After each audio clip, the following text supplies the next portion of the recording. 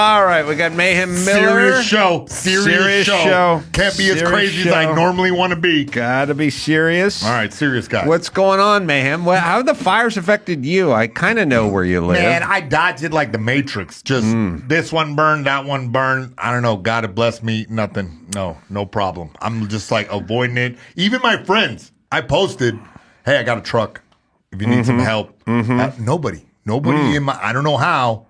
I know someone's gonna come up to me tomorrow and tell me, hey, this affected me. But so far, I've been blessed to avoid it. And you're the closest one because at your house, something protected, good construction probably. But yeah. Because concrete does not burn at that low a temp. I mean, it's got to be all right. So listen, okay, everybody. There's rarely such a thing as a concrete house, although I shared pictures and stories of a house that was on PCH. Now, so here's the thing. I was a former builder, so when I see people building things in an unorthodox and different way, I take note of it, right? Same way you would do with MMA technique. Exactly. You know what I mean? And there was a house. So PCH was mostly all burned with a couple examples of homes that made it. And there was one I was very curious about because I've talked to friends like Bill Simmons, and he was like, it's burnt all the way down PCH. And I was like, there was a building, and Dawson remembers me talking about it. And I even took pictures of it and sent it maybe to Joe, probably to Chris before that. It's in a computer somewhere, of a triple or double lot wide in the middle of PCH. Now, that would be where Nobu, kind of where Nobu is, but they built a modern house and they did formed poured concrete monolith slab all the way up the front and all the way around the place. I mean, just formed. You'll see the holes in it for those are where the form ties are. They put them through the plywood so it doesn't blow out the forms, and then they pump concrete, and you can just see it going all the way up about 2.5, 3 stories, all 4 corners. They poured this whole building in place, rebar. It's a bomb shelter, and I assume they did it at the time because PCH, that's it. Yeah, I took pictures of it. PCH, we got to tighten up on it a little. It's very loud, and so it gets real quiet when you pour these concrete walls in front versus stucco and 2x4s or wood cladding or lath or whatever, windows and everything else. But this is wildly unorthodox, just full slabs of concrete. Yeah, I can't imagine why it would be unorthodox here in California where things burn all the time. I'm imagining a 3D printed concrete structures. Well, maybe there'll be a lot more of that. But this stuff it's very expensive to build this way, is what I would say. It's what you do is now you can see that the forms are about 8 feet, and then there's a break, and then there's another form, and it's about 8 feet. Look, if you guys want to know everything, a piece of plywood is 4 foot wide and 8 foot tall. So when you start seeing forms and stuff, it's all pieces of plywood. That's where you see the lines are, 4 foot wide, 8 foot tall. So what they do is they take plywood, and they do a front side and a back side, and they make it like a foot thick, and they put these wires with little nuts on it, little threaded pieces. Those are formed ties, so they can pump concrete into it, not blow it out. You feel me? Then they put tons of rebar in it, and then they pump it, but they leave the rebar running wild at the top. So they tie the next set of rebar into it and put the next set of plywood forms on it and pump the next set. Anyway, this house remained because you couldn't burn this. You could fly one of the planes that hit one of the twin towers into this thing, and it would be fine. So these people built their house like the little piggy that built the house out of bricks and not out of straw or what have you. So there's a way to do it. The new world order will be Nothing on the exterior of the house that can catch on fire. All the wood, all the trim, all the eaves, all that stuff. None of that. Yeah, there was a house in Orange County, a big house in Orange County that survived wildfires because of the construction. Yeah. Now, so I was marveling at this place the whole time they're building it, and they finished this build, and this is $100 million house. They finished this build 8 months before the fire. So I was like, oh my God, they spent 5 years building this house. And then if they just finished it and the fire swept through, but it remained. And some of it is the building. Well, that's a lot of it, the building techniques. And then a lot of it's just weird luck of the draw. But what people say all the time is like, the house is cement on the outside. They don't mean cement. They mean stucco. Yeah, I was going to say, I think stucco might have saved your house. Yeah, it rubbed your knuckles, but guess what? It's a high temperature burn, you know? So here's how stucco works just for everybody. They frame the house with wood, the wood frame. Then they take lath, which is called K-lath, which is a tar paper with metal chicken wire type grid on it, and they staple it. They nail it to the outside of the house. Then the Mexican comes along, and he's got his trowel, yeah, and he's got his hawk. Yeah, and he mixed up his stucco, and he uses a notch trowel, and he puts a notch. He ices the cake. He ices the cake, but it's got lines all over it because he uses a trowel that's notched. Yep. And it's all notchy, so it'll take the next one. Then he waits for that one to dry. Then he puts the next coat on. That's called the brown coat. Notch coat, brown coat. Yep. Third coat's the color coat. Yeah. What color is your stucco? Yeah. That one's thin. Now, when you're done, you got about 1.1 inches of cement product all around your house. High temperature, Yeah, and if it's going into aluminum windows or metal windows and there's no eaves hanging over with TNG and, a 2x6 eaves hanging over the top or whatever, and fascia and that kind of stuff made out of a 2x6, then there's really not that much to burn. I know some of those letters. So that's what they're shooting for. I mean, that's what shall be. Now, like my condo has sprinklers in it. Yeah. Not on it, but in it. Anything caught inside, they would have took care of it. Yes. But what about the neighbors, bud? I mean, I guess you haven't been back, so I haven't been back. Yeah. I have not been back. And the question is when are we going back? I don't know. I'm running out of socks, bro. I'm running out of stuff to wear. Bro, and you got to get off my couch, really. Drew offered up his pool house to me about 20 minutes ago, so that's nice. That's good. Also, in this, Joe's got a few of the tweets, but somebody a day or so ago just, I think, innocently tweeted me and said, "What's going on with the Newman cars? I hope the collection is safe." Now, I think that's a reasonable thing to ask. Maybe not a reasonable thing to ask, or maybe it would have been insensitive day one. I mean, not to me, but for others. But once everyone is safe and the structure's in place, yeah, then I think it makes sense to say, what about the Newman car collection? Because they're one of one. And look, if you had an original couple of pages from the Declaration of Independence, I think it'd be reasonable to ask 4 or 5 days after the fire, how are the pages from the Declaration of Independence doing? Yeah. How's the Shroud of Turin doing? Yeah, we all care. How's the Magna Carta doing that you own? You have a correspondence letters from Davy Crockett. Yeah.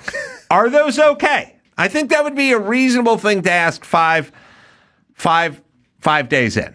Your original Child's Play Chucky doll. Yes. So what I get is Timothy Cody says to me, "Hope your Newman car collection is okay. An update would be appreciated."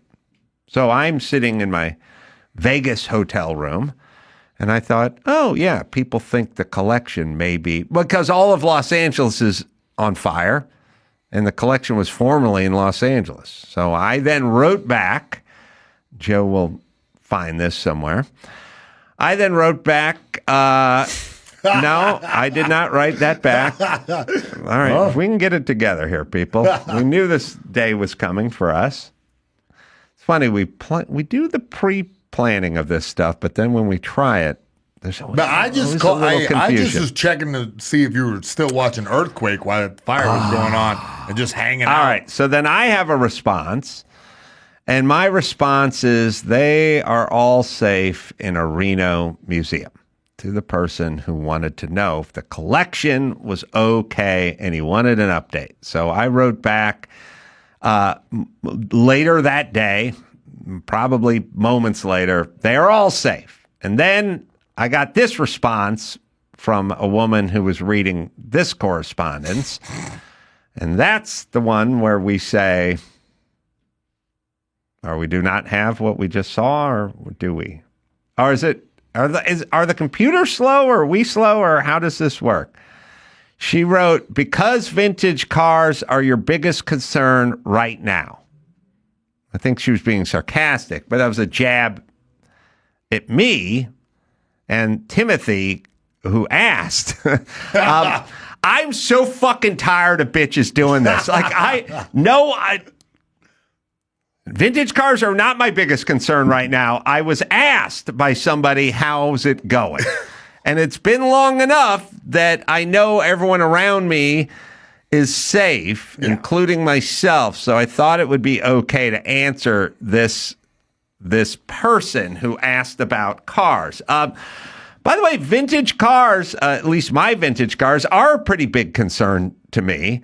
And they are a bigger concern during fires because that would have a higher chance of losing them. But anyway, I wrote back, as I wrote to everyone during COVID, yes, hero, that's my number one concern. Yes, that's all first off, bitch, I didn't bring it up.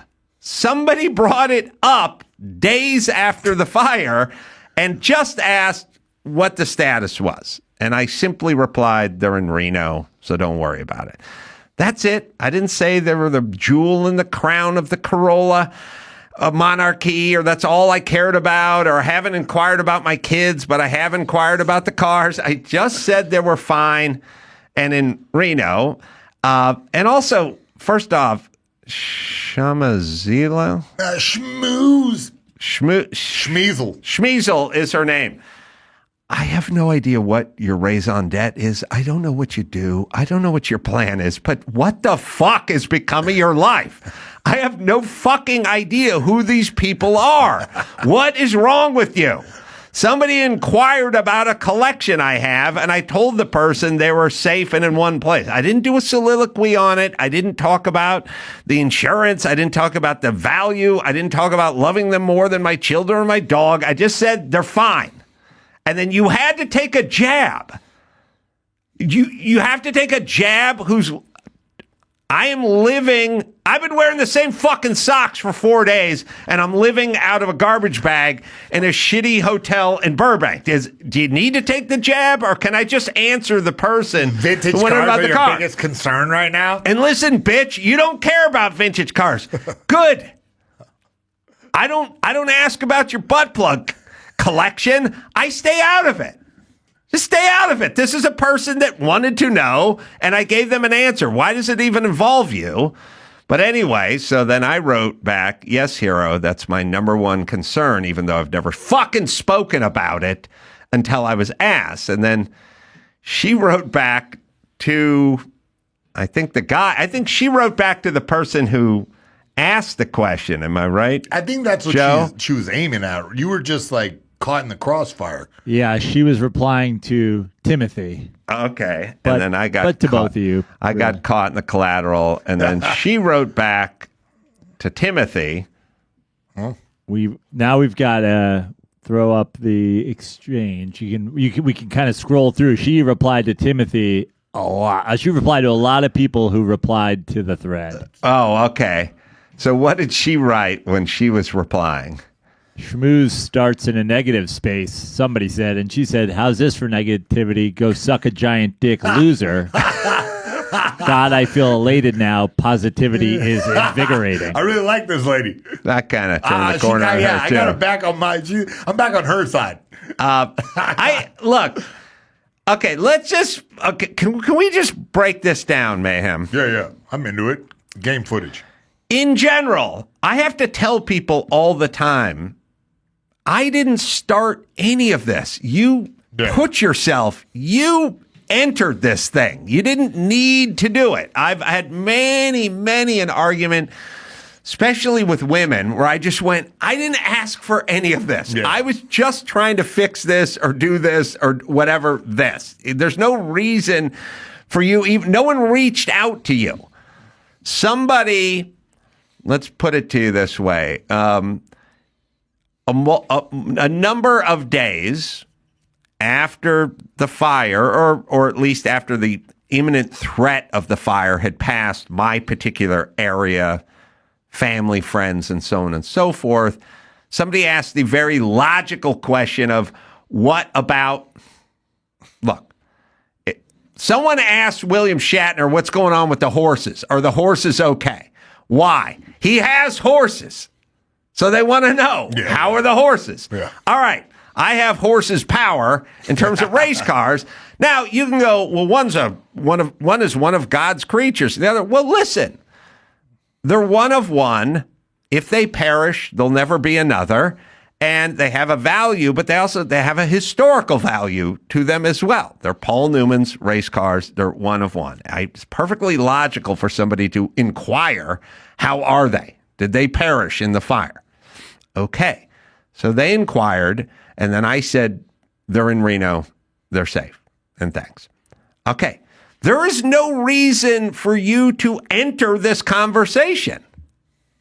But she need to inject herself into it so that she could be the center of attention and then have a Twitter war. I guess they call it an X war now.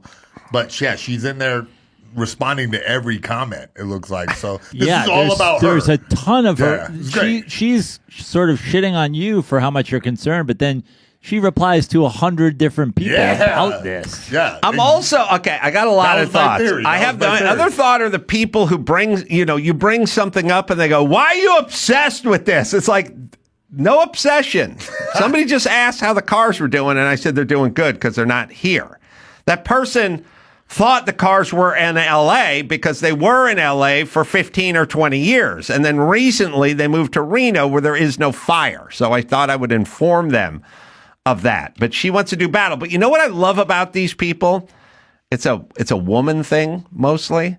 They then, at some point, they pour a glass of white wine and they explain to their friends what's going on in the world, what's with all the stress.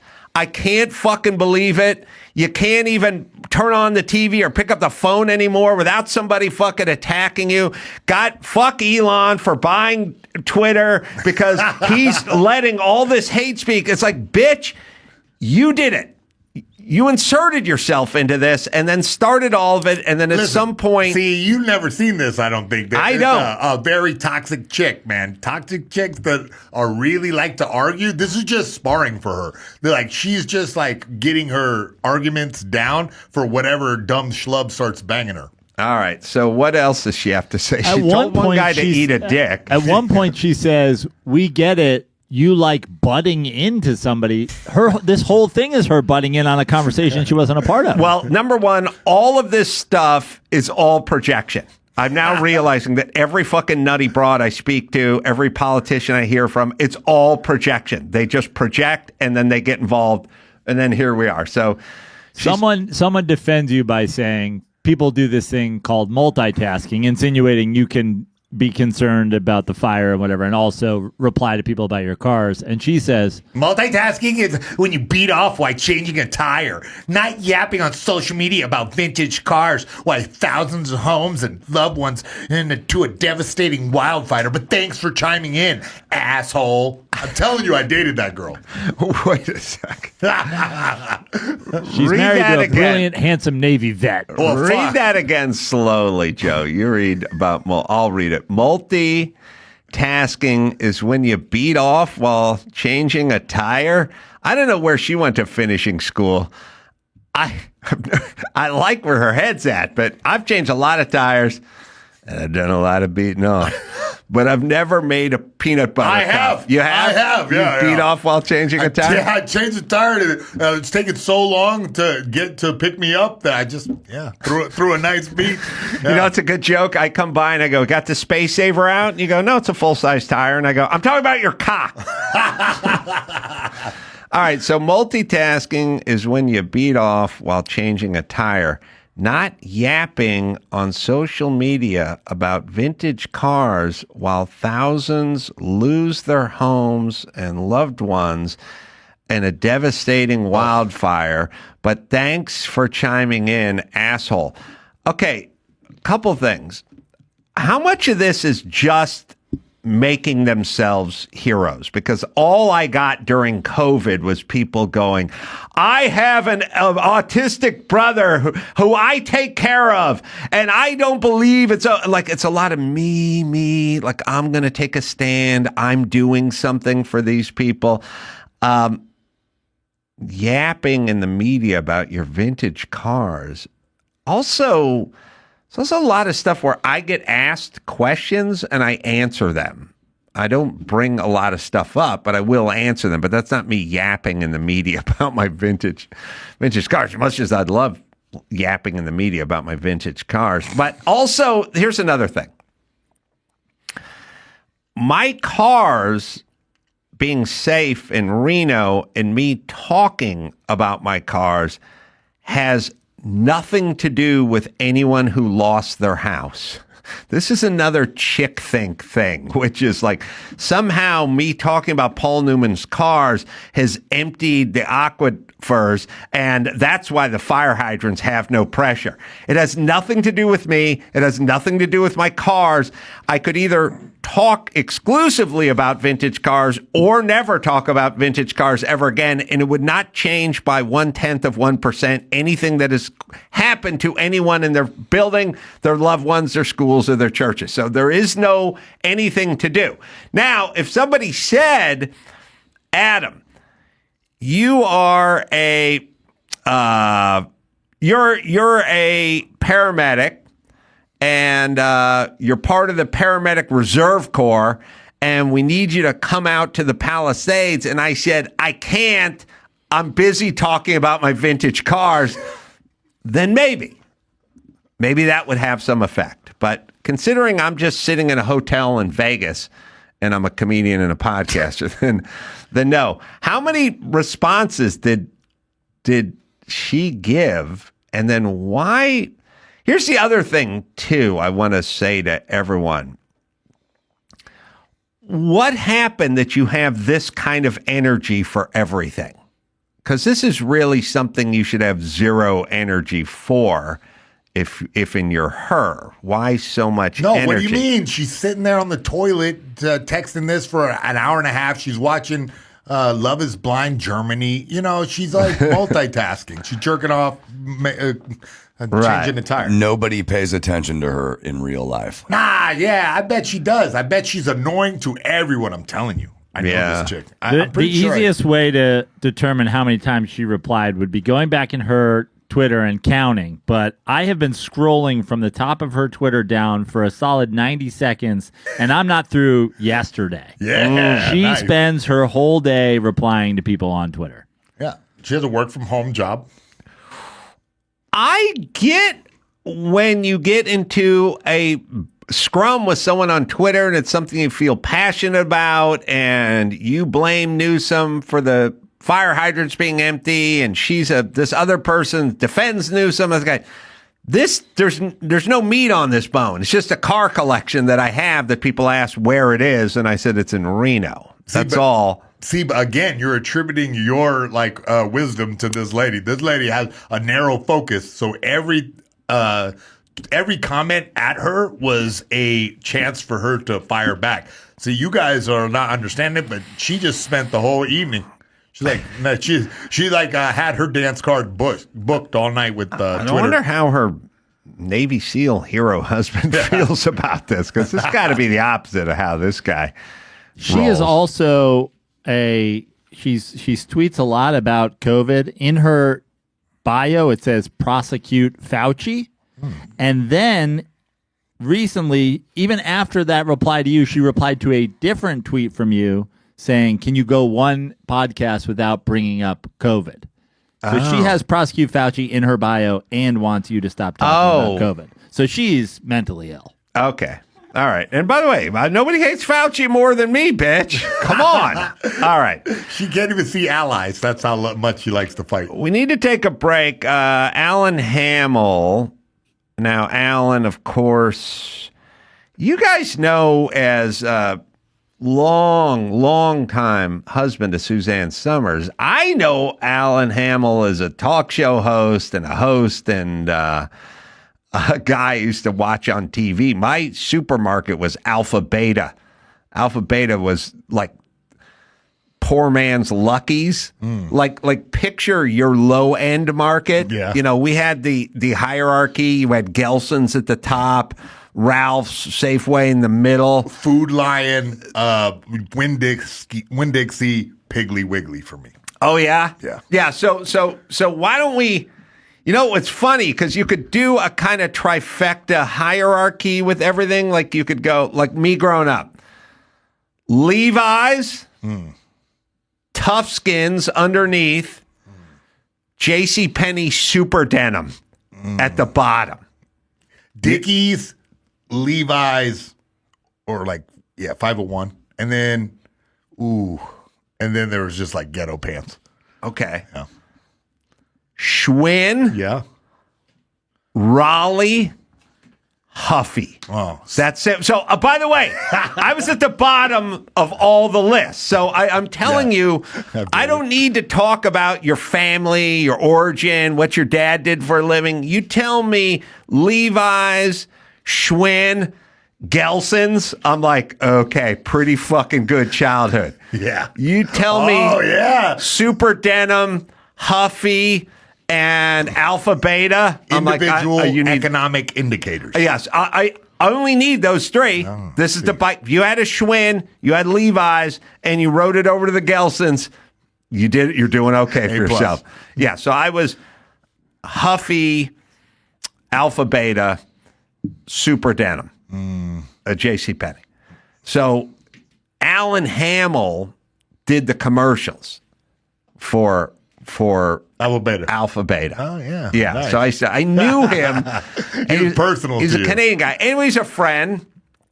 And he told me the last time we went out to dinner in Malibu, because he loves Malibu, he did 25 minutes on the Coastal Commission and trying to rebuild and all that kind of stuff. So there's a lot of people speculating, are we going to be able to expedite all this? And he's the guy who never got his house rebuilt, so he didn't even have it burned down. Yeah. We got him in an Alpha Beta commercial just because it's fun. Way.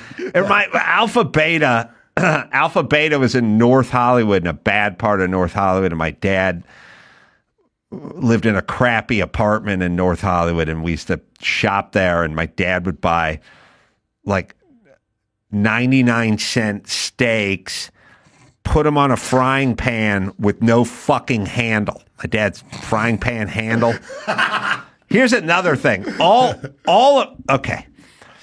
My family would never buy a piece of furniture or a pan, a pot or pan or anything like that. They would just get recycled. They would get an old sofa and tuck a sheet into it. I didn't know you could buy new stuff. So my dad's old shitty pans, they heat cycled. And after they heat cycled, the plastic handle would bust off because it would heat cycle too many times. But we didn't throw it away or buy a new one. You just had to use a towel or your sleeve or a T-shirt to put the pan. And my dad he was the only full-blooded Italian that never owned olive oil. He didn't know what olive oil was. He didn't know what salt, he didn't season it. He just took this 99-cent steak that he got at Alpha Beta, and he just throw it in this pan and just turn the flame on and just burn on both sides and go, okay, then there's your dinner. So the Alpha Beta is where we used to walk to in North Hollywood. Here's Alan Hamel, by the way. Hi, I'm Alan Hamel at an Alpha Beta market, and with me is... Eastside Beamet. Isai, how long have you been shopping at Alpha Beta? Almost 10 years. Why? Because I see blue stickers all over the store. Are these the things that you buy? And you've been saving some Little money? English would be That's nice. really nice. Do you have a friend you'd like to tell? Yes. Go ahead, right out there. Okay. Keiko-san, いらっしゃい。アルファベリア Oh, Come on, Yes, it's out there. Alpha Beta that's for cute. extra reduced prices. that's the Alan Hamel I grew up watching, and later married Suzanne Somers, and we hung out. We'd go to Alan. I'd be invited to Alan's house. He's in Palm Springs now, and a great guy. 89 years old, or still going strong. But I want to hear his story of the Coastal Commission. So he's gonna chime in later. Take a quick break. Got a lot more right after this. American Giant. Well, it's that time of year where you need a good hoodie. It's essential, but it's tough to find one that's going to last through the season. American Giant. You can hear all of our phones are going off some type of alert, an evacuation warning, it looks like. Yeah, my alert reads, This is an emergency message from the LA County Fire Department. An evacuation warning has been issued in your area. Yeah. Remain vigilant of any threats and be ready to evacuate. That's a great moment in local news. Now, back to the Adam Carolla Show. Yeah, so I played you guys that clip.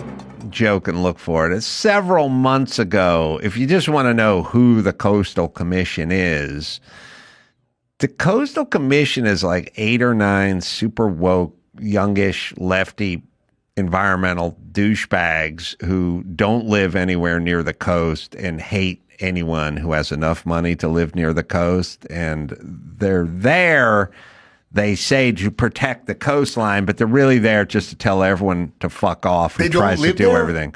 I don't live I there. don't think they could afford to live near the coast in LA. But there was a tape we played several months ago, which is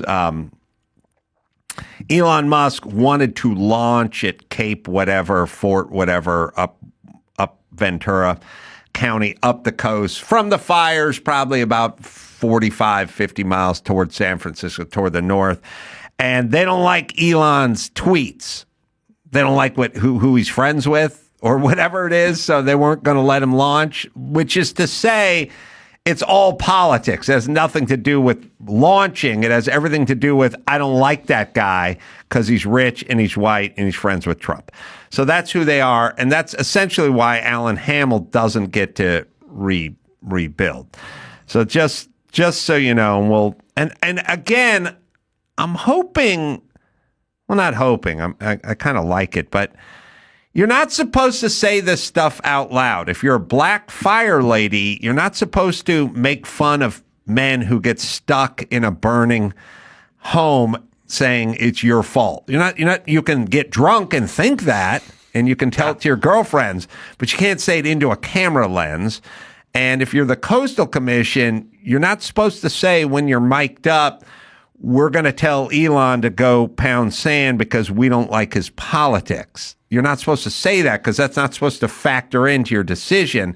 Your decision is how much does this impact the coastline. Well, we're in a new era of tribal politics. where we Right, can't. but I think people are going to start shutting the fuck up. Yeah. What I mean is at some point we're going to elect a new lesbian fire chief.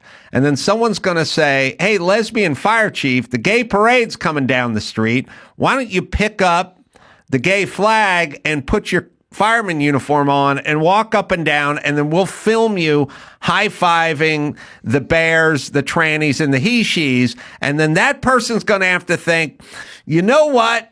I don't think I'm going to do that because in 3 years, when the entire city burns down and people are calling me incompetent, I don't want that footage running behind the news story. Yeah. There you go. All right, we have the Coastal Commission saying whether they're going to let Elon launch or not. This is the lesbian? That could be a chick. You all work, but I do share some concern from the Commissioner Wilson brought up because of the fact that, last year we did see, the owner of Starlink shut down Starlink when one of our allies was going to attack one of our adversaries.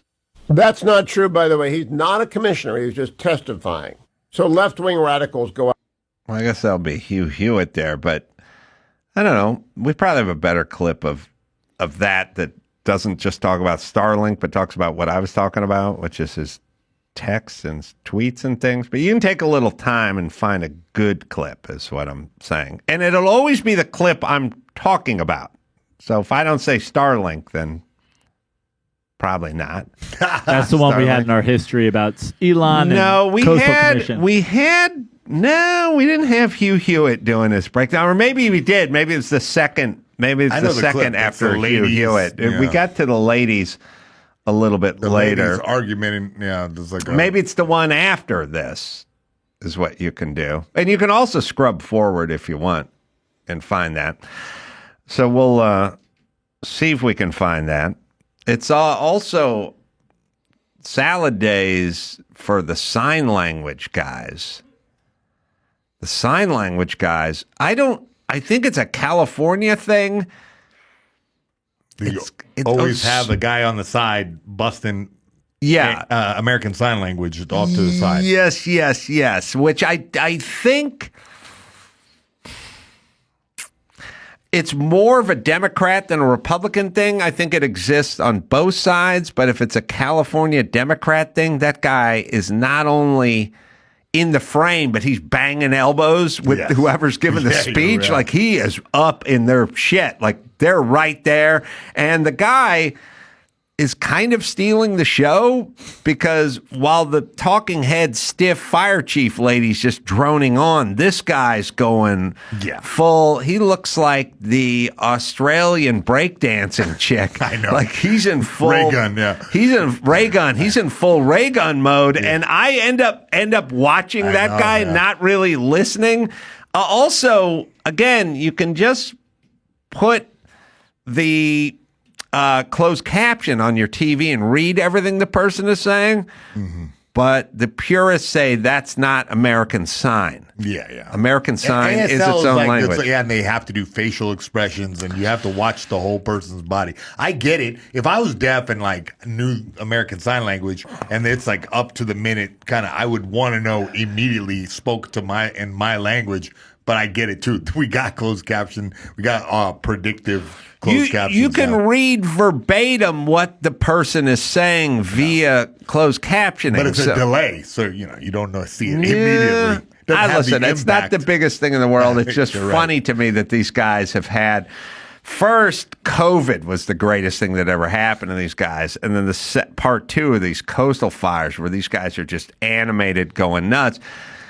I would also argue that it is, while I like enthusiasm and I like that you're doing your job with vigor, you can't steal focus. But you have to. The ASL is the reason it's so funny to us because we don't know the language, so it looks like they're mugging and blah, but they have to perform, the facial expressions. I know. It's a very strange Well, how about, language. Can we do the box thing where they're down on the bottom eighth or something rather than banging elbows with Newsom, making fucking crazy faces and pulling. He's just in a truck in a Sprinter van. Doing the bop block. You're pulling a lot of focus. Yeah. All right, so we have some of that. We also have Coastal Commission if we have it. You can put it on my screen if we have. You can write if we have it, Byron, or whomever's pulling it.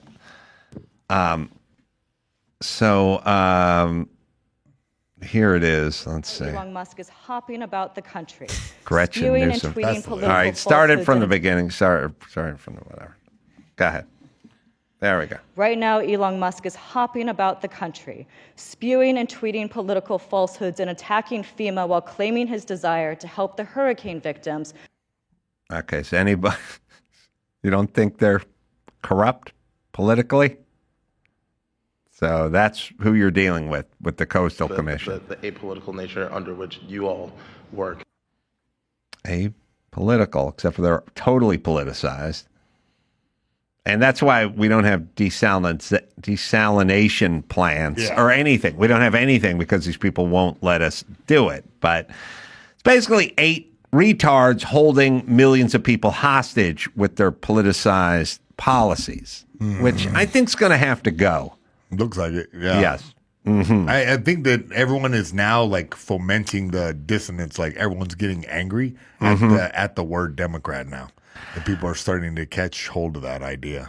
Well, in California, I should say, because they just need to reel it in and go back to the Bill Clinton era of Democrat, and then it'll be fine. But it sounds like we need like sweeping deregulation for a lot of industries to get the California back to a growth status instead of people leaving.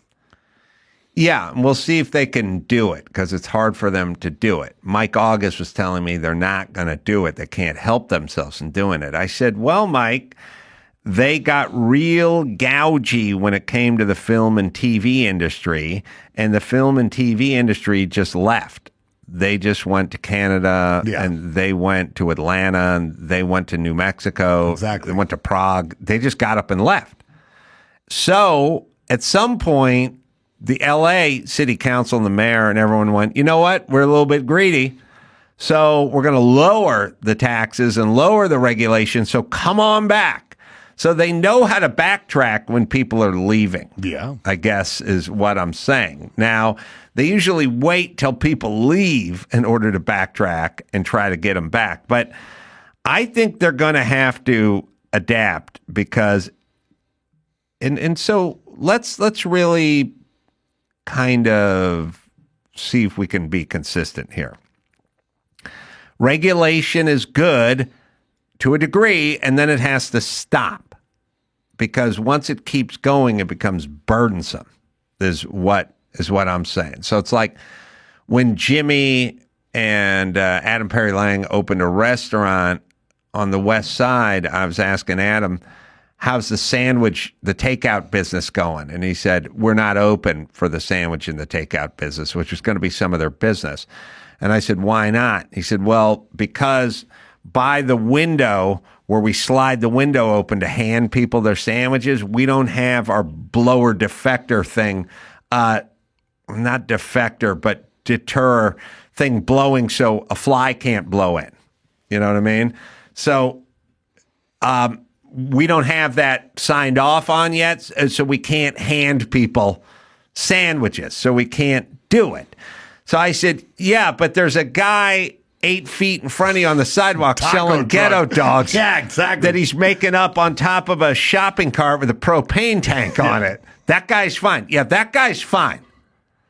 And right before I got here, right before the fire started, I was telling you guys at the Equinox I was at, the sauna was too cold because they couldn't turn it up higher by law because the sensor was above it. And the snack bar wasn't open because they didn't see, because they overregulate. And that's what it. Now, saying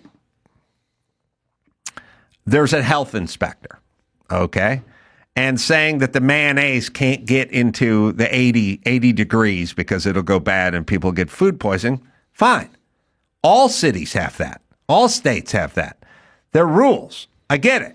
When you make a freeway overpass, it's here's what number rebar we're using, and here's how far it's going to be spaced out, and here's the concrete we're using. Standards. Fine. Mm-hmm. That's good. That's good. But then we have to stop at some point, and Los Angeles doesn't stop, and that's when it becomes burdensome. I'll never forget. And I've had so I've been doing battles with inspectors my entire adult life. Yeah.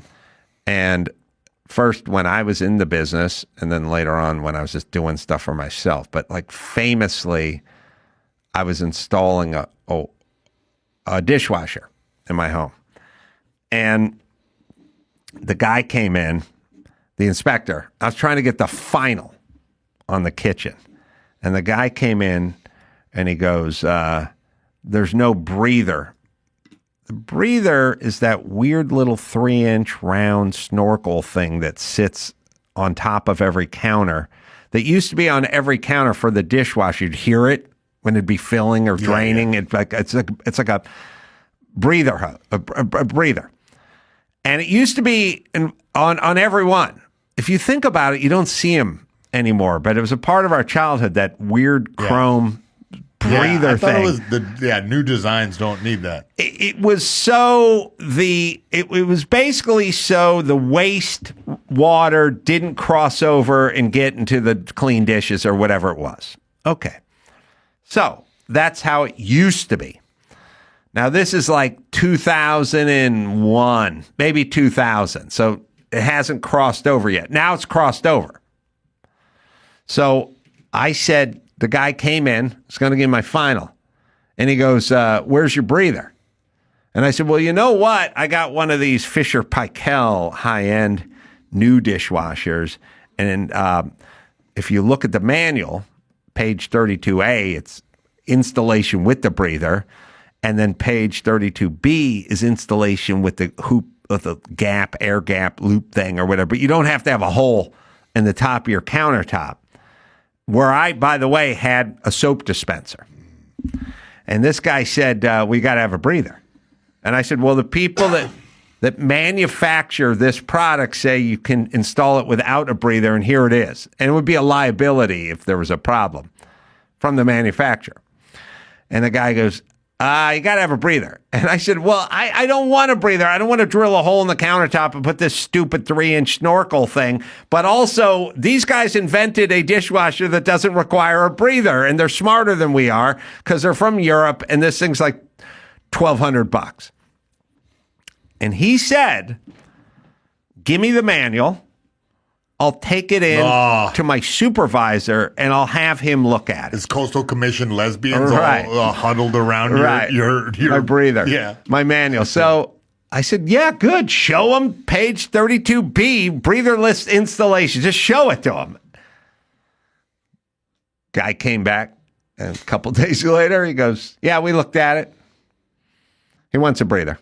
I said, okay, come back tomorrow. I'm going to schedule it for tomorrow. So, okay. I never forget it. I got under the fucking sink and I undid the soap dispenser I had there. I then took a breather and like sat it on there and pulled a hose. We affectionately call it jerry rigging now. We used to call it something else on the job site. Put the hose up. Remember turning the hose clamp and having the flathead blade screwdriver slide off and cut my knuckle and just go, hooked it all up. Guy comes back next day, sees the breather. I go, you give me a final? Goes, okay, I'll give you the final. Gives me the final.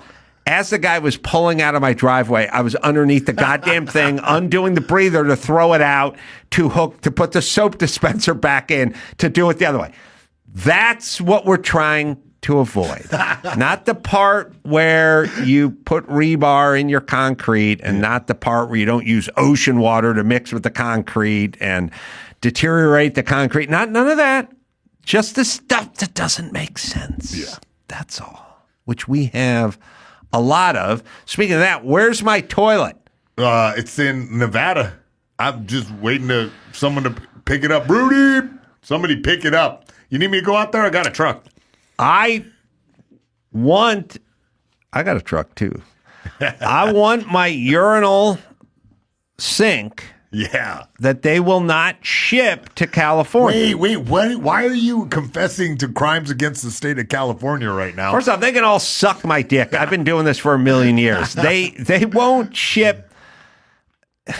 If it's an exhaust system for your car, if it's a urinal that has a sink above it, if it's laminated glass versus tempered glass or vice versa, if it's a flueless gas fireplace or whatever it is, it's always 49 states, not California. You have to send it to somebody else in Nevada, and they have to truck it in. So your dad has my urinal. Yep.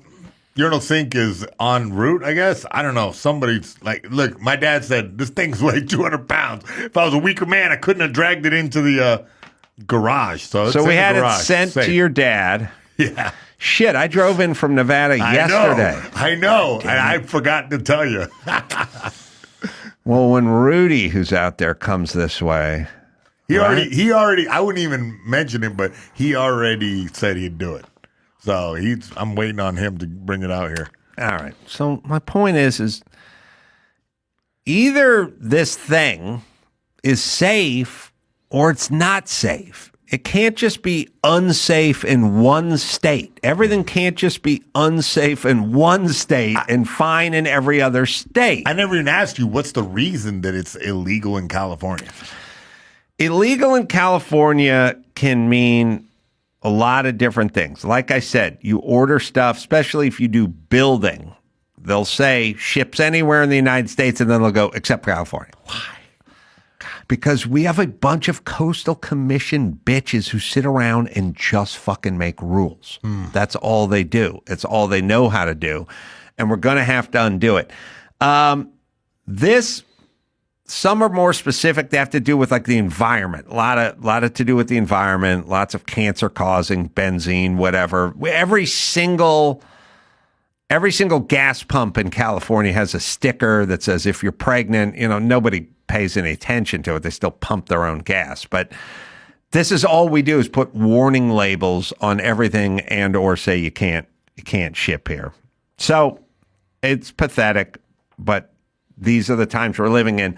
So they're going to have to roll some of that shit back and get it under control in order to expedite this. Otherwise, they are going to have a mass exodus of their constituency. These are their donors. Like, okay, I'll put it to you this way. When Democratic presidential hopeful du jour rolls into town and they have their big star-studded fundraising party, it is often in Malibu. It is often in Santa Monica. It is often in the Palisades. Like, this is their constituency, and their constituency is going to move to Nashville, and they're never coming back if you fuck with them. So be prepared. No, but I figure right now, like, we made the Taliban. Like, it's going to be a bunch of people who are well off and have influence moving back, trying to figure out how to do the regulation. You're going to have the Hamel effect where they're too angry. It's maybe things will change now because enough people with influence will be angry. It'd be nice. And let's not forget that the Japanese tried this on us during World War II. Oh, to start fires with the balloons? Yeah. Yeah. They sent, this is 1940s technology. Yeah, they just sent up balloons with fire inside them, right? 1940s technology.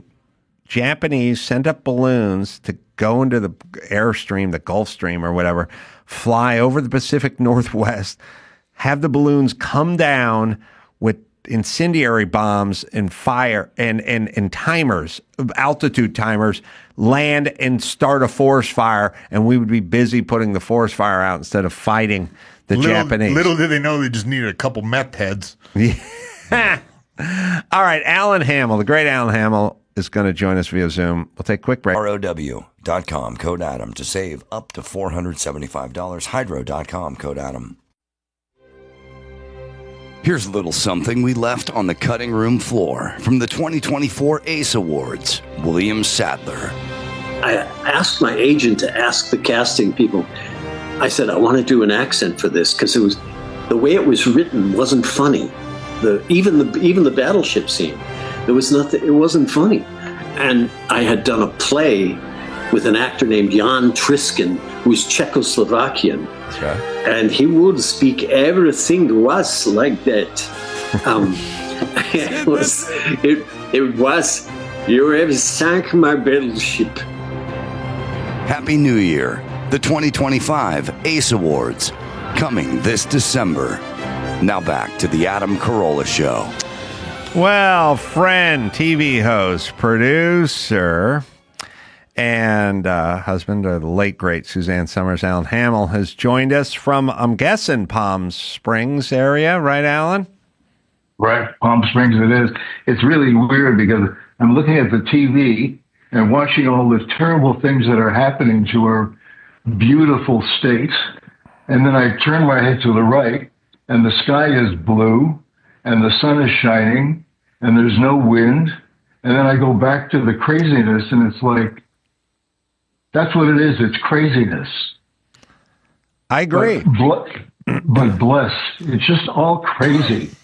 Well, they say, I was thinking about this the other day, may you live in interesting times. And that's not fallen short for me. I realize these are interesting times, and you can call them tragic. You can call them anything you want, but they're interesting, man. There's a lot going on all at once. But the story, okay, let me just encapsulate me. I've been railing against this stuff ever since they put a microphone in front of me because of my former profession, because I was a builder and I had to deal with this all the time in LA, in California.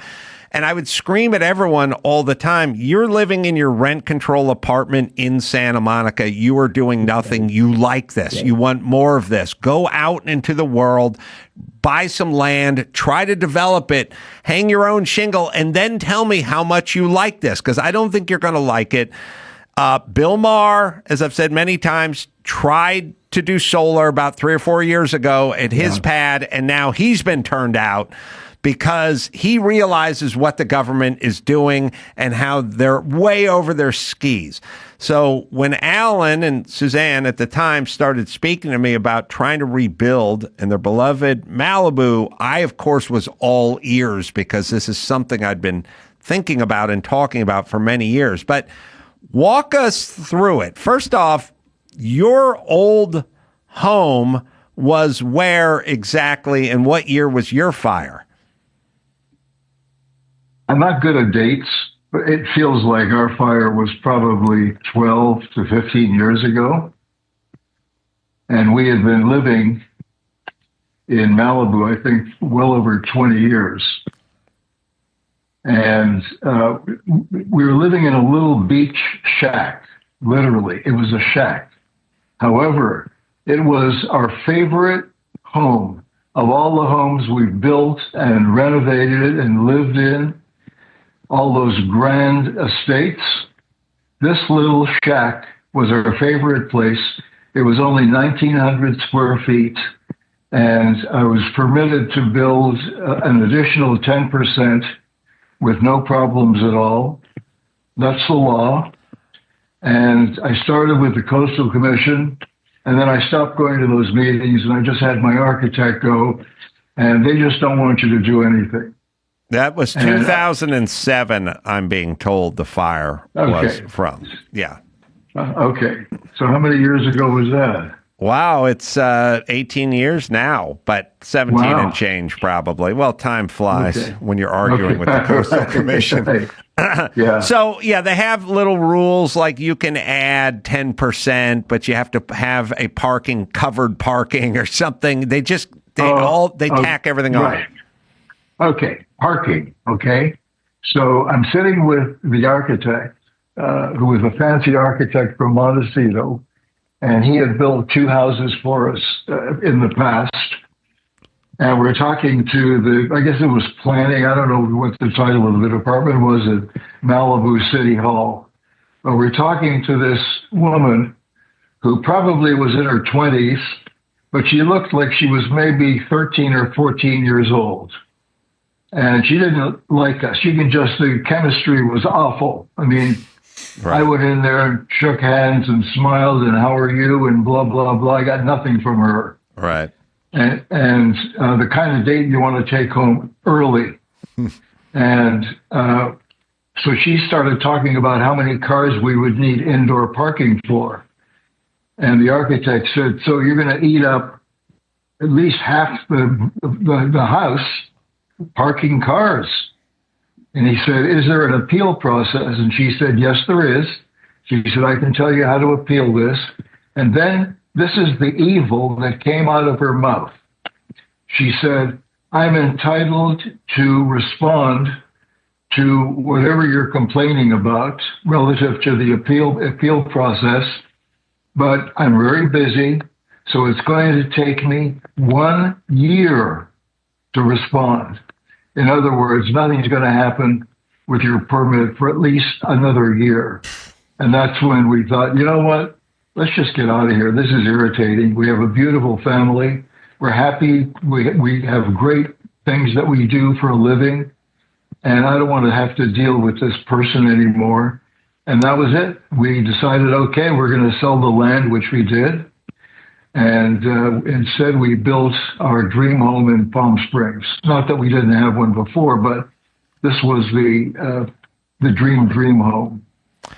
Yeah. So, you have a 27-year-old chick with a 4-year degree who's making $37,000 a year, chasing off high income, high tax paying, and also, having Suzanne Somers and Alan Hamel in your neighborhood is a good thing. It's a selling point for others who are, it's a general good, lots of money, and also the revenue, the revenue of paying all the tradespeople that have to come in and do all the work. Yeah. And, the thing that's always funny with the city is what I want to scream is, I'm not asking you to build me a beach house. I'm asking you to let me pay for my own house on my own property. I had the same thing. And what happens is the relationship can become adversarial, which is a weird thing. And you go in there and you find yourself like putting on a bow tie and fixing your hair and going, "Hi, nice to see you. My name is Alan Hamel. Perhaps you've seen my Alpha Beta commercials from the 70s. Hey, somebody's lost weight," because even though she has all the power over you, she's like that kid. Right. She's like the kid from the Twilight Zone commercial who could Twilight Zone show who could wish you out into the cornfield. I remember I had to pull a permit in Glendale several years ago for a warehouse that I bought to build a mezzanine area on it. And there was like a 23-year-old woman behind the counter at Plan Check. And I said, "Well, I bought this warehouse and I want to build this mezzanine." And she said, "What are you planning on doing with the warehouse?" And I said, "Well, I think I'm going to store some cars in there." And she said, "They might let you do that." And I thought, they might let me do what I want to do on the property that I purchased and I'm paying insane taxes on. That's what it's gotten down to. Some sort of weird adversarial, the feeling. You walk in and you feel like you're walking into court and you're being accused of murder. And you're like, okay, I'm going to keep the judge happy. I'll make the bailiff happy. I don't want to piss off the attorneys. Like, you walk in, you put your hat in your hand and you go, "Oh, hi. If it's not too much trouble, could I give you a whole bunch of money and then you could let me do stuff on my own property?" Which is what it turns into, which is weird, right? I know. Where I had no problem at all? We bought a bunch of land. We lived in, or we worked in Vegas for 10 years from 1980 to 1990. And we didn't want to live in Vegas. We didn't want to live in a hotel. So we bought a bunch of land 25 miles northwest of town in the middle of nowhere. We were the only property out there. And I hired a contractor. And he said, "Okay, when do you want to be in?" I said, "Christmas." He said, "Christmas?" He said, "That's 3.5 months from now." I said, "Right." He said, "This is a 6,000 square foot authentic adobe." He said, "We have to order the Vigas and Latias, from New Mexico. And we have to find someone who understands adobe plaster to bring them in with the trade." And I said, "Yeah, okay." He said, "You'll never finish by Christmas." I said, "Okay. Tell every trade that I will be on site every day at 3:00 and I'll pay them in cash." We were in there by Christmas time. Oh, yeah. Okay, they were coming out on weekends with their wives and their kids, and the kids were running crazy in the desert. The wives sat around, smoking and drinking coffee, and the plumbers plumbed and the electricians did the electricity, and we got the place built whammo, and that was it. It is. And no problem with permits or anything else. It was beautiful. So how long was your odyssey with the Coastal Commission and the permitting process? Years. Yeah. I stopped going. It was years. It was just these people who have this power over you. And, I only wish that they would hire people in the planning department in Malibu who lived in Malibu. Because these people don't live in Malibu, and I think they were pissed off that they couldn't live in Malibu. I don't know what their problem was. They were just these angry young people. And I'm not used to being around angry young people. And it was just this terrible mood. As soon as we walked into the crummy little office with stuff all over the place, totally disorganized, and we made eye contact, and I thought, oh, this is not going to be good. And it wasn't. It wasn't.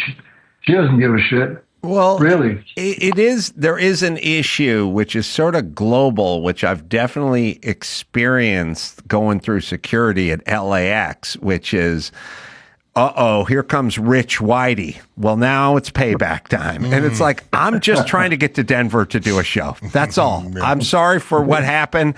I'm sorry for the past. I didn't abandon your family when you were 9. This has nothing to do with me, but I do happen to be 6'2" and heterosexual and white, and I do have money, but you shouldn't take it out on me. And I think there's a lot of that. I think we're taking a lot of women who have a lot of issues with their dads, and we're putting them as gatekeepers in all these positions. And now it's payback time, except for we don't have a history. I just want to rebuild my house or get to Denver to do a show. It's a sociological dynamic which is going on as we speak, and no one wants to say anything about it because it always comes across as racist or sexist or, I got jumped for being a white boy in the hood. So you understand.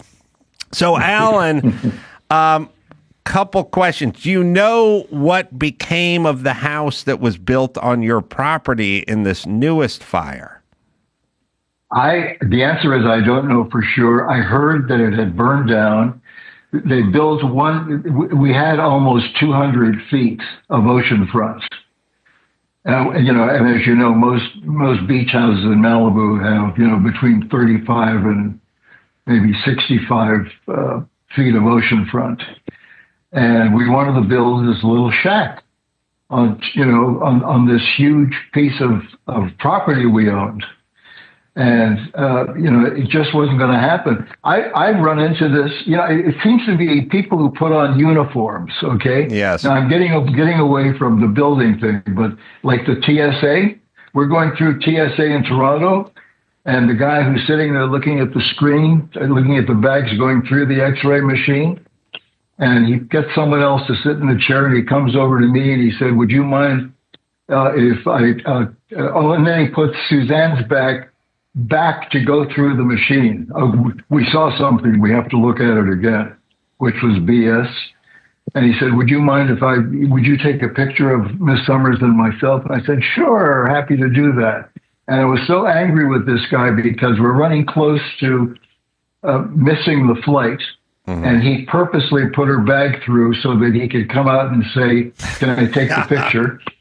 So I said, sure, we can do that. So he gave me his camera. I took the picture, and then I turned off the camera, and I grabbed Suzanne's bag, and off we went. And when he looked at the picture, it had no heads. that was retributive justice. And the other thing was in Germany. We're going through TSA in Frankfurt, and the guy goes through my bag, and he pulls out a bottle of wine called the President's Wine, which we got from Prime Minister Netanyahu on our visit in Israel. And he said, you can't take this wine. He said, you know the rules? I said, yeah, I do. So I said, hand me the bottle. So he hands me the bottle. I take my finger, I push the cork down into the bottle, and I start chug-a-lugging the wine. I love it. Okay. Now, Suzanne is standing next to me, giving me the, I can't believe, why do you always do that? I can't. There's old Hamel. That's right. So I chug-a-lugged half the wine, and I handed it back to the guy, and he starts screaming at some other guy, and the people who were waiting in line applauded me. Okay. I wish we had some video from that. It was wonderful. And, because I knew they were going to drink my wine for dinner. I just knew it. Yeah. They're taking my wine away. You're going to, this stupid American is, brought us a wonderful bottle of wine. Do you suspect they're going to fast track and streamline these rebuilds? Because, if it's one person or a couple of people, they can kind of deal with it. But once they get Fran Drescher pissed off and she starts screaming into a microphone and there's a chorus of celebrities and high rollers that are attacking the mayor and the city council and the governor, they'll crack instantaneously because they'll do whatever's politically expedient. So I'm assuming they're going to crack and they're going to expedite this stuff, right? They have to. I'm covering on the news. I'm covering on the news today that Gavin Newsom issuing an executive order to streamline the rebuilding after the fires. Was your home right around the colonies? No, it was about half a mile further into Malibu Road. It was about halfway through Malibu Road. So closer to the pier or further out? No, it wasn't. It wasn't close to the pier at all. It was further out. It was more towards Zuma. Yeah. But it was right. Like in very close to central Malibu. And so, last couple questions, Alan. How's your dock? I know Suzanne Somers is getting a dock, as she should have 10 docks. How's that process going for you? Well, you mean our documentary? Yeah. Mm-hmm. Yeah. We're in the middle of it right now. I have been memorializing every moment of our family since the 60s, when I was, shooting little 3-minute pieces of film, and then I went to video as soon as that was made available. So I have hundreds and hundreds of hours totally dedicated to the family. From the time the kids were like 5, 6, 7. I mean, the kids now are in their late 50s and early 60s, which is pretty weird having kids in their 60s. Yeah. And so I'm in charge of screening because I didn't want anything that was a little too personal to be available, for the documentary. But the nuggets I'm finding are wonderful. And I sit there for hours, not every day, but most days looking at all of this. And I get very emotional with some of it, but it's wonderful. And what I'm going to do, we're digitizing everything, and I'm going to put it into some kind of digital box when it's all done, and only the immediate family will have access to it. And it's going to be available for generations of Hamels and Somers down the road. And one of the reasons I started this was because I never met my grandparents. They were killed by Hitler. And I thought I would have loved to have heard them talk or laugh or watch them eat. I've got those posed pictures that people used to take in the early 1900s, and that's all I have. So I thought I'm going to make sure that this family is memorialized going forward. And so that's basically what I'm doing. And it's a pleasurable task, and it's exhausting. When I finish at the end of the day and I lay down to have a little rest, well, it happened. I was supposed to go out for New Year's Eve, and I ate dinner at home at 5 o'clock, and it was too early to go out. I was going to go to Stone Eagle, and it was too early to take off for New Year's Eve. So I started watching a movie, and next thing I knew, I was awakened by what sounded like a war zone, guys yelling and bullhorns and sirens screaming and bells going off and explosions, etc. And I thought, my God, what's going on? And it turned out that I had slept through New Year's, and it was my neighbors setting off their fireworks. That was the war zone. Last question, Alan. You're quite a ladies' man, a man of passion. And I know Suzanne said, don't mope when I'm gone. I'd like you to get out there, have fun, date, be with somebody. Are you dating right now? Kind of. She said to me, I don't want you to mope around. I want you to live your life. And so I only moped around for a year. And then I thought, okay, Suzanne would approve of this. Actually, Suzanne would have approved it, no moping around at all. And so I didn't want to go out. I didn't want to go out in public with one woman. You know, I didn't want to be Alan's found a new woman in his life. So instead, I invited two, and I've had several dates with two women. And you know what? I really like it. There's something about having two women laugh at my stupid jokes, and so I've kind of done that. And I'm going to segue into singles. And there are several women I've known for many, many years, I mean like 30, 40 years, and who are really good women. I really like them a lot. They lead purposeful lives. And so I am going to start dating, but there's no marriage in my future at all. And it's just going to be, we're removing the guardrails, the cultural guardrails, the way you're supposed to behave. And I'm going to free myself and just have fun for the cocktail hour of my life, however long that is. Yeah. So the answer is the answer is yes. I crave companionship. I only live alone in my entire life for 2 weeks. Hated it. I was bored myself. And so I really like companionship a lot. Will I ever live with somebody? Probably not. But I am going to spend a lot of time with other people, not just women, probably mostly women. I love women. I get along better with women than I do with men.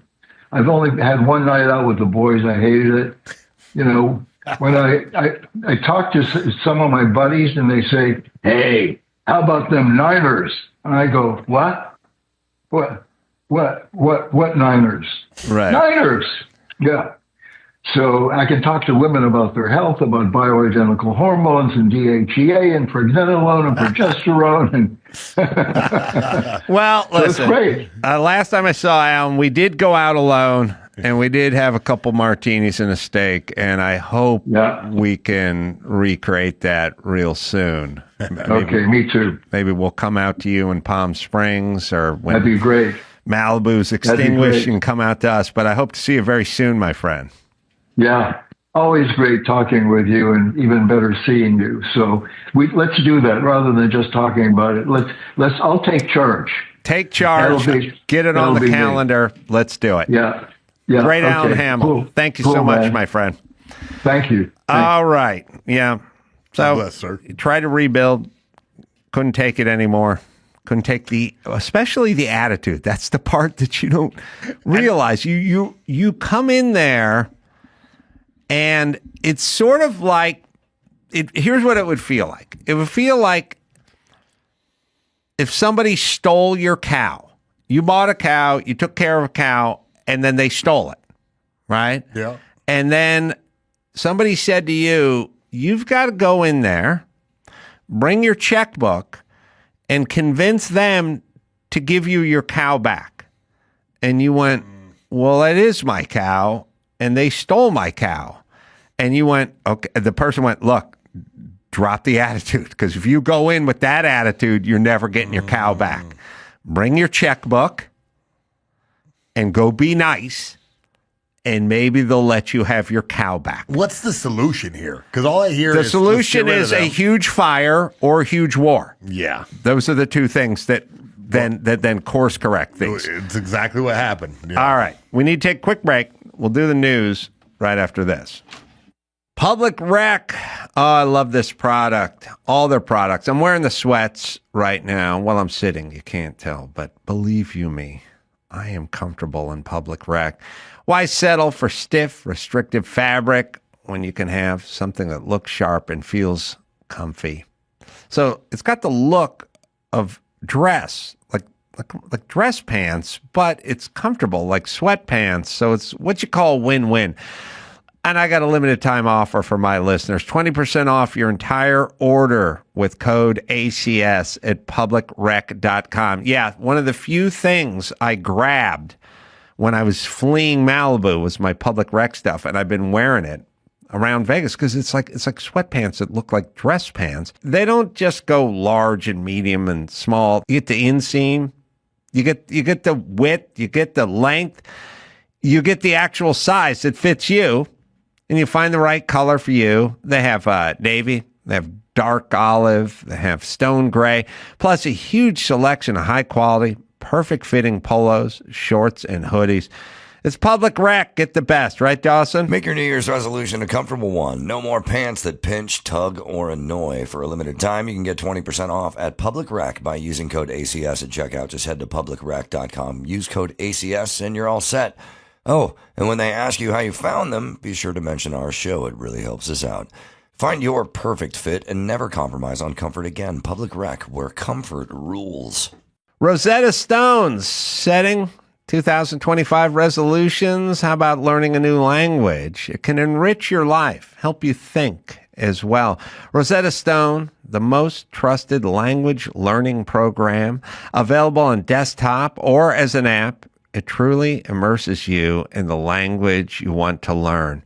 Dr. Drew's a little bit of a snob. He speaks French. His wife speaks French, but not as good as he, and it's not conversational. And they were going to France, and he said he got Rosetta Stone for her, and it cleaned it up, man. It sounds so good now. 30 years they've been around, millions of users, 25 languages, Spanish, French, Italian, German, Japanese, Chinese, Arabic, it's all there. No English translations. Learn to speak, listen, and think in that language. Designed for long-term retention. Plus, the built-in True Accent feature gives feedback on your pronunciations. Learn anytime, anywhere, and do it on your schedule. It's Rosetta Stone, right, Dawson? Start the new year off with a resolution you can reach. Today, Adam Carolla Show listeners can take advantage of Rosetta Stone's lifetime membership, 50% off. Visit rosettastone.com/Adam. That's 50% off, unlimited access to 25 language courses for the rest of your life. Redeem your 50% off at rosettastone.com/Adam today. It's time to check Adam's voicemail. Ace Man, get it on. Finally did it. I've been threatening to do this for a while, but I go on work trips, and by the time you hit that third or fourth day, your ass is raw. So I brought my own Charmin from home. Put it right on the roller, and I'm going to be living large this week. Anyway, get it on. You can leave us a message at 888-634-1744. Yeah. I've never been, I grew up very low rent. Well, maybe we'll add Charmin to the whatever almost see-through, weird, unquilted, single-ply bullshit toilet paper they have. Yeah. But yeah, sometimes you pull into a hotel or something, and it's bad times. Yeah. Yeah. Saving some money. Squeezing money with a single ply that you have to like roll over your hand 6 times. Should we say this? You shouldn't be able to sell toilet paper if I can take like a 20-watt bulb and put it behind it and it shines right through it without slowing it down at all. We're counting lumens now. We're lumens, candle power. Yeah, exactly. Lumens and candle power. Like some of the stuff you hold up, you could literally read through it, no problem, in dim lighting. So you shouldn't be able to shine light through it. You're saying more regulations here in California. More regulations just when it has to do with toilet paper. All right. Here's some news. Before the break, you said that it's going to take a fire in order to roll back some of these regulations. Or war. Yeah. Well, Gavin Newsom issues executive order to streamline rebuilding after fires. It suspends regulations under the California Environmental Quality Act to allow people thought about to rebuild. This? Has anyone thought about this? We're going to need tons of tradesmen. Yeah. Tons of drywallers, tons of framers, foundation guys. Rebar, welders. It's going to be because I think people are going to build concrete structures now. Yeah. So when you build with steel, you bolt it together and you weld it. Yeah. So, but anyway, we need tons of trades guys. where are those guys going to live? Right. Like, where are they living? We don't have enough housing for us now. Then you have all these people that are out of a house, and now you are going to need an army of tradespeople. Like, they're going to need barracks or something for these people because, now it's like, hey, a good drywall guy? Yeah, but he's booked up, for a few months. You won't be able to get him until March or so, whatever it is. Imagine that times 20,000 structures. This is going to be Winnebagos all down PCH. Yes. I mean, we're going to need tons of trades guys. And where are they coming from? Mexico mainly, but where are they working? Oh my God, we're going to need so many Mexicans. Yeah, there's only so many Motel 6s. So the thing is the people here who do masonry are 100% Hispanic. 100%. All the stucco guys, all the concrete guys, the forming guys, the finishing guys, all of these guys, it's all Hispanic. 100%. So we're going to need like a stucco army coming in across the border. And we're going to have to figure something out. Give them H-1B visas. There you go. Yeah, like we do with the guys who come in seasonally and pick, avocados or whatever it is. Like they're going to have to come in, and there's going to be an army of these stucco guys. That's an interesting twist on the new administration because they're going to have to accept, we do need some immigrants. And there is no drones or mechanized stucco. It's like mix it up.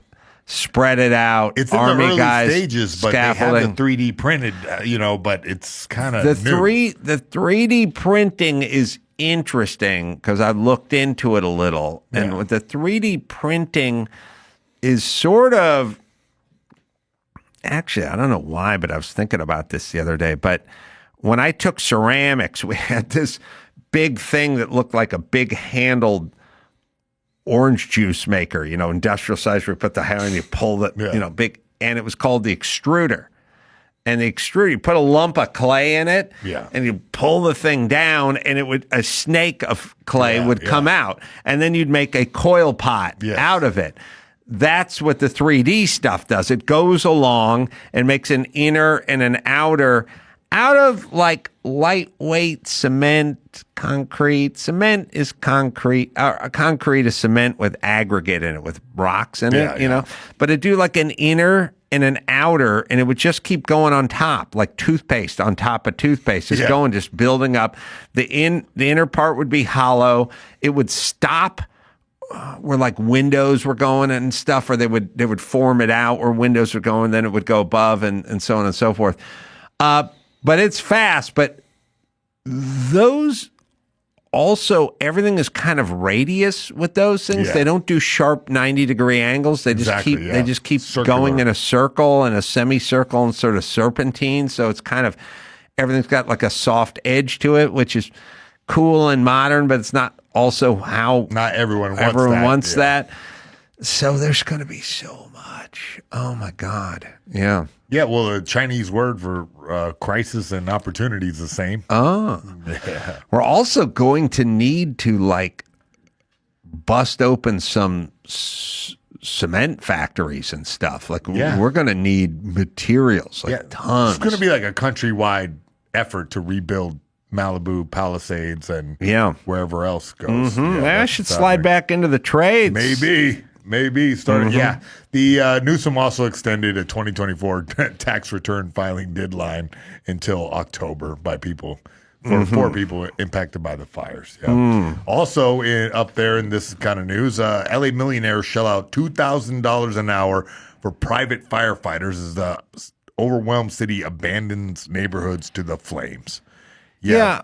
Listen, we got LAPD and then there's private security. Like, I don't know. The cops are there. The cops are there to keep the citizens safe. But if you're a high net worth individual and you don't feel that safe, then you pay somebody to make you feel safe.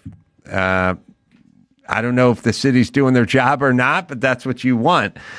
And I feel the same way about this kind of stuff. Like, why not?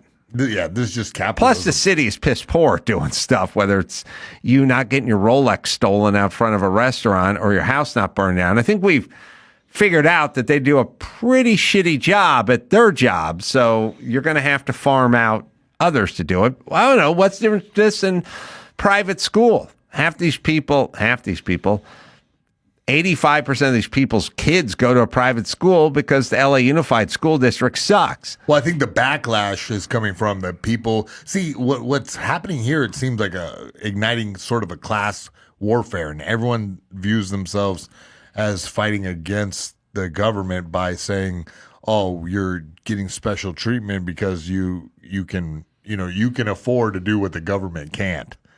And that's I know people do that all the time. They go, why should you get whatever, fill in the blank?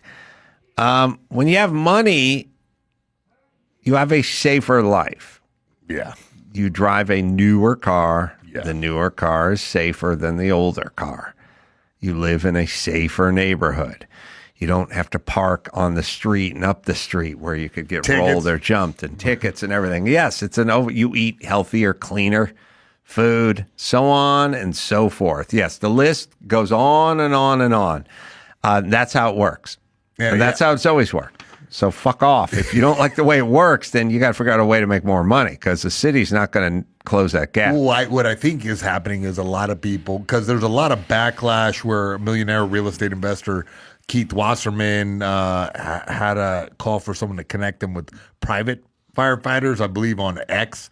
He went and asked for a private fireman, and everyone really piled on him. And I think what's happening is there's a big divide between rich and poor now, and a lot of people are pretty angry that their dreams haven't come true. You know what's weird? As a former poor person who grew up around poor people, we didn't have a lot of ire or thoughts about rich people. I assumed rich people worked harder, were smarter, more educated, and took care of business better than the Carollas did, and that's why they were rich. I don't think this ever comes from actual poor people. I think this is rich, whitey. This is basically the bitch who was complaining about my cars. This is not who you think it is. They go, there's a lot of poor people who don't have, it's like, yeah, but they're not saying anything.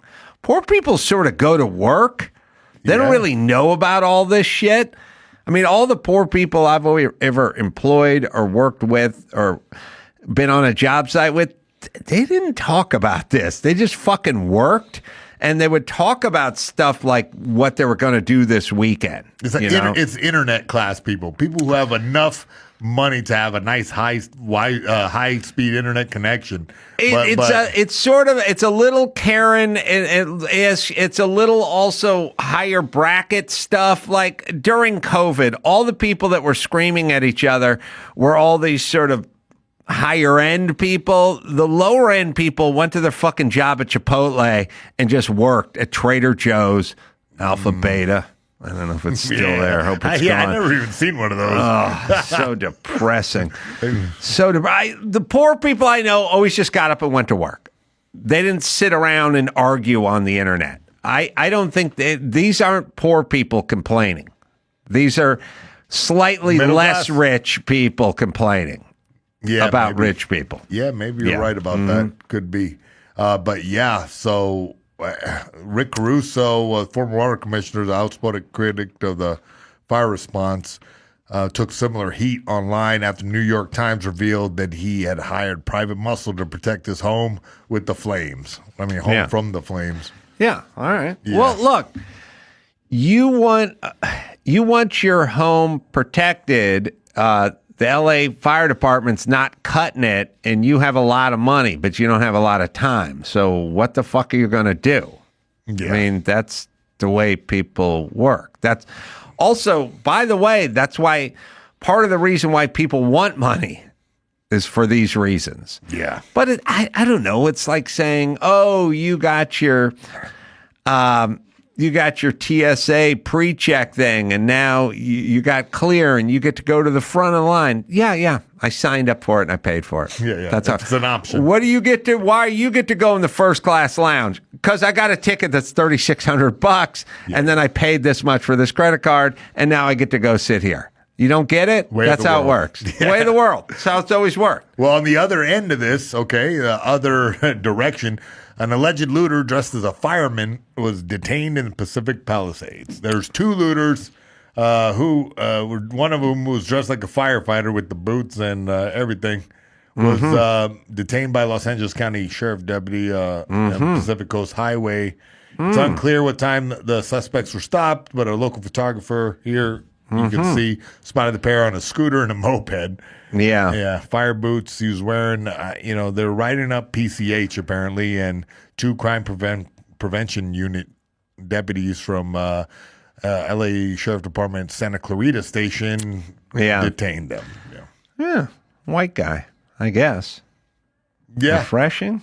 I mean, he doesn't really, he looks like he's cosplaying as a firefighter, doesn't look legitimate. There is a weird thing. It's sort of like when the prostitute dresses up like a nurse.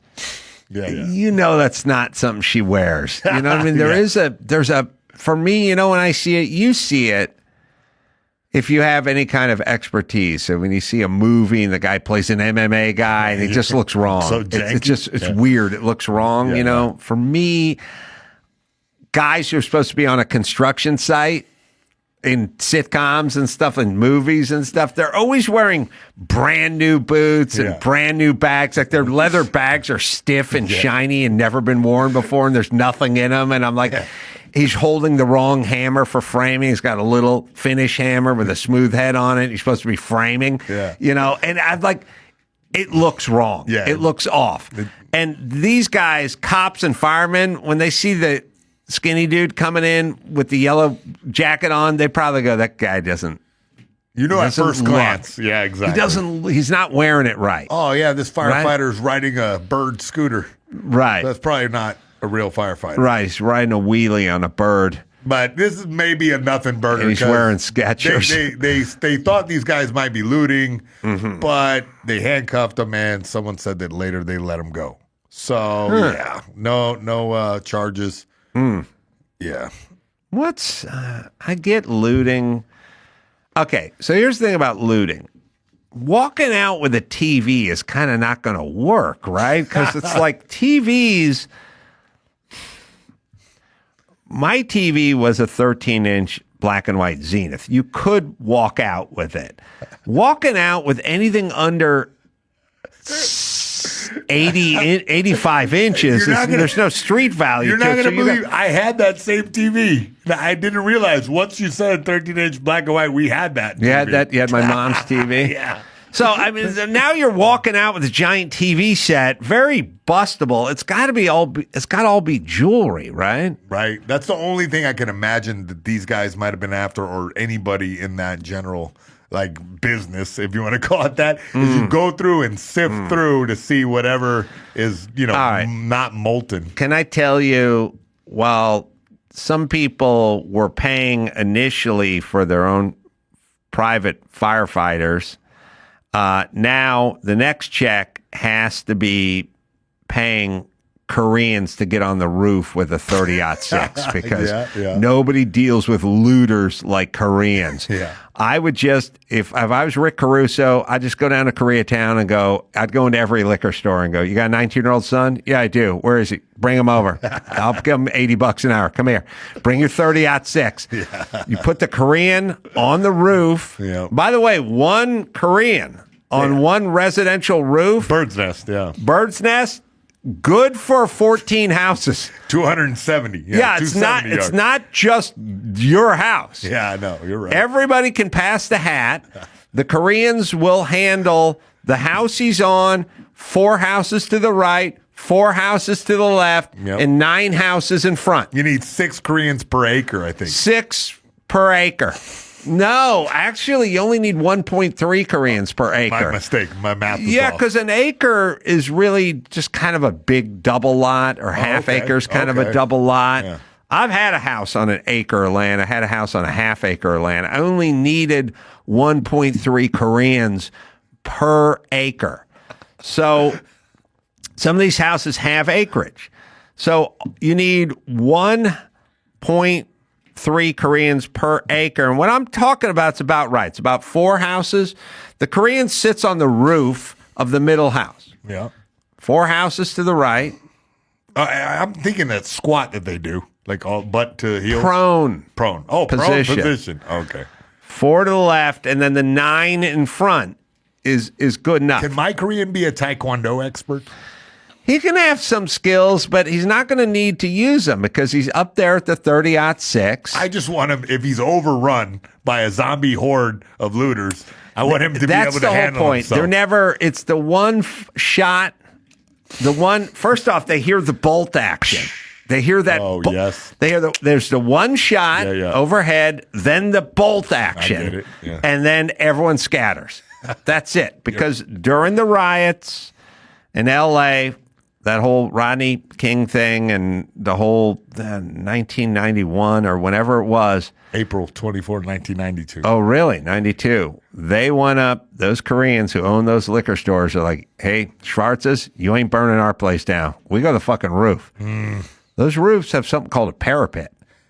It's from medieval times, but they still have parapets. Yes. And they're 3 foot of block, and they get right behind those parapets. And they chalk up. And they start shooting. They start shooting. And guess what? Lo and behold, magically, their liquor store doesn't burn down. Yeah. So Rick Caruso, pay the firemen. Now we got to pay the Koreans. You got a Korean on your roof. Nobody gets near your fucking house. There's no looting. There's no nothing. And again, it's only like 3 Koreans per block. Really, it's not even that. Look, I got a bunch of family that is hankering for this job right now. If they could get a H-1B visa from North Carolina. North Korean, I'm looking for, not North Carolina. Okay. I mean, listen, no offense. I'm sure you guys are fine They're up crack there. shots, I'm telling you. Yeah, but the Millers up there, they get bored. And next thing you know, the guy reaches for the cooler. It's like, I'll just take 1 White Claw. It's starting to get cold. Starts drinking a little bit. Next thing you know, puts the gun down next to him on the chimney. The thing falls over because his phone rings. He reaches for the phone. It knocks the gun over. It slides down the roof. You start drinking harder. Next thing you know, you get shit-faced up there. They just start shooting willy-nilly. I need you on what's called the ridge rafter. You understand? Yeah. There's a ridge rafter. It's the one that runs along the ridge. The rafters go up. They tie into the ridge rafter. You sit on that ridge rafter. You got one leg on one side. You got the other leg on the other side. And that ridge rafter goes right across your taint. You hear me? Yep. And you just sit there at that 30-06. Face blacked out, of course. Not staring at YouTube. Not drinking White Claw. Just sitting there. And no, your face isn't. No. Oh, you want them to see. I want you to be very visible. Oh, well, then you're going back to the Millers. We have a loud voice. We can be very visible. I will shoot you if you enter that house. All right, I'll consider anybody, but I'm starting with the Koreans and the guys that have good liquor store roof parapet shooting experience. All right, well, that'll work. Look, you might want to chip in on this fund. David Spade offers $5,000 reward to catch L.A. arsonists amid deadly fires. Keep your eyes peeled, he says. There's guys lighting fires out there, make this shit worse. They just caught somebody, we're pretty sure was lighting fires, walking on with a blowtorch, they let him go. So if you can find someone lighting a fire and you catch somebody and you can get the cops to bust him and throw him in jail, I'll give you $5,000. So keep your eyes peeled and do what you can out there. Don't fake it though. No staging. Let me know. I like how he figured that out at the end of his Instagram video. Yeah. He went, oh, wait a minute, don't fake it. You know, in my neighborhood, there's a guy, the pictures of him with the fire starting device, then said the arsonist is back. And it was a printout to our whole building. Be on the lookout for this guy, bald head, white beard, ready to set something on fire. Serious out there. You want to borrow one of my Koreans? Yeah, absolutely. Because that put an end to the arson guy. Lickety fucking split. Absolutely. One shot into the dirt next to his foot, and then they go on, get, but done with a Korean accent. Go on, get.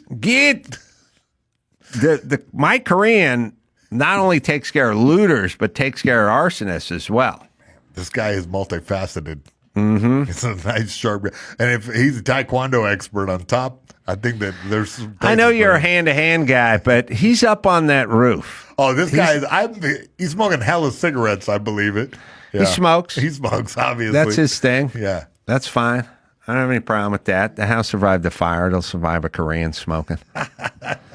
But yeah, that'll get rid of the arsonists as well. Yeah. David Spade's going to kick 5,000. Recently, a homeless man was tackled and zip-tied by onlookers.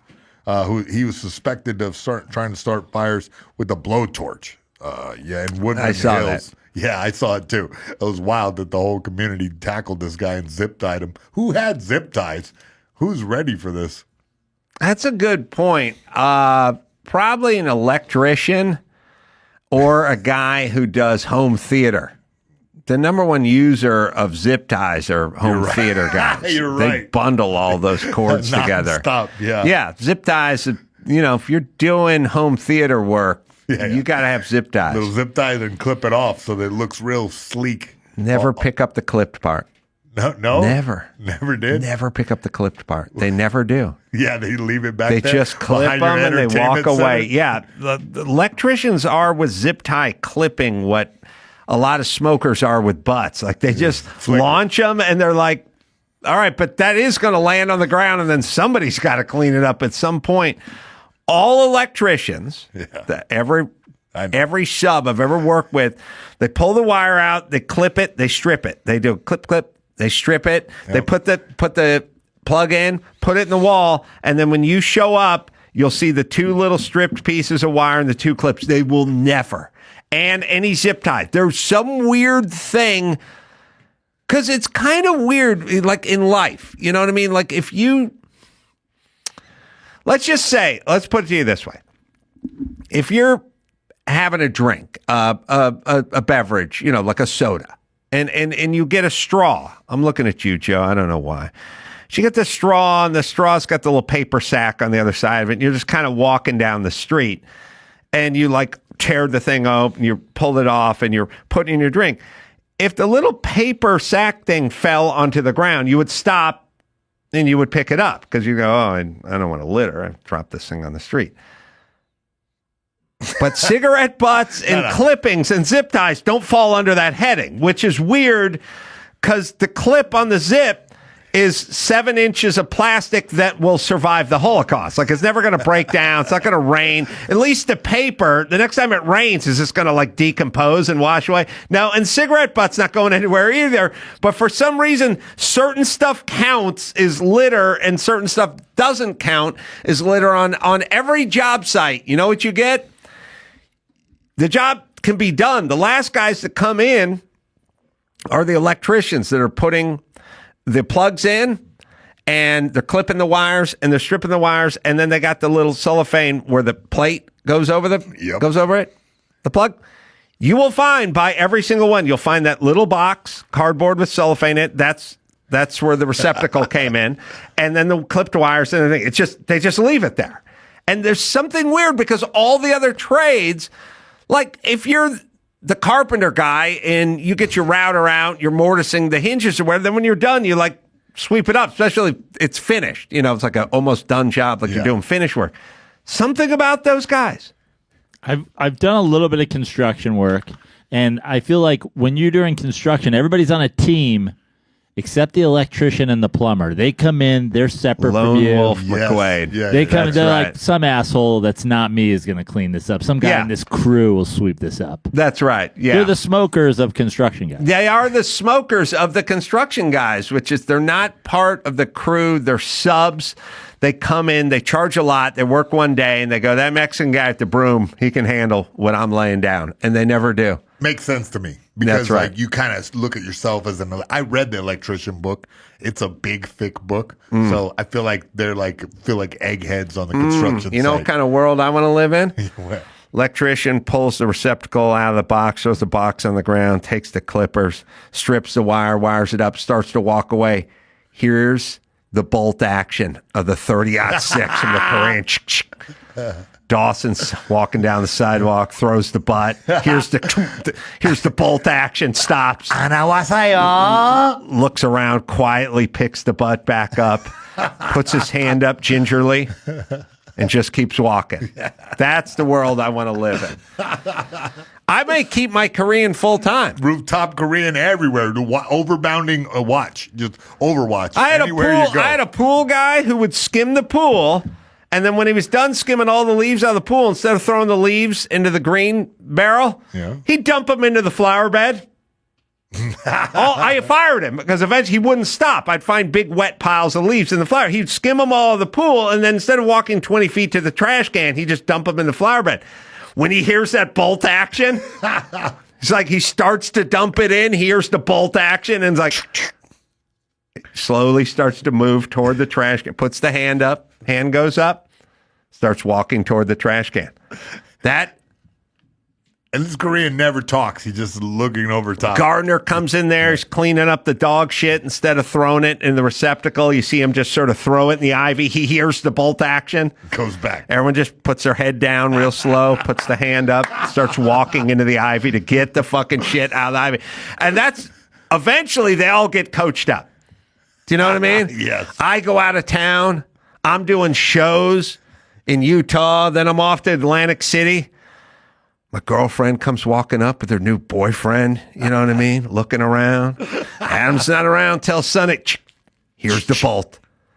Guy just puts a hand up, just starts walking back to the car. You know what I mean? Once she puts the hand up, slowly walks into the house.